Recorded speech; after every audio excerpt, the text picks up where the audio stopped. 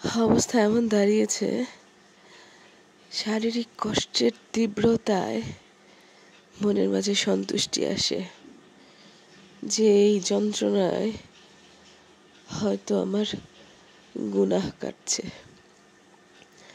হয়তো আমার পাপ মোচন হচ্ছে, হয়তো আল্লাহ আমায় ক্ষমা করছেন এইভাবে, হয়তো বা এই কষ্ট দিয়ে শারীরিকভাবে অসুস্থতার এই তীব্র কষ্ট থেকে গুনাহ কাটানো হচ্ছে আমার।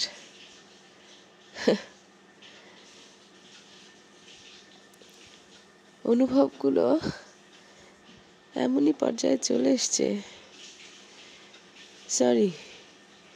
এমনই ভাবে নাই হয়ে গেছে যে আর শুধু যন্ত্রণাটুকু হচ্ছে সেটুকুই, ব্যথার কষ্টটা সেটা শারীরিক, এছাড়া আর কিছু কাজ করছে না। অনেককে বলা হয়ে গেছে অনেকবার যে না, অনুভব কাজ করছে না। আসলে প্রথমবার তো হজম হচ্ছে না ব্যাপারটা, অনুভবহীনতাটা।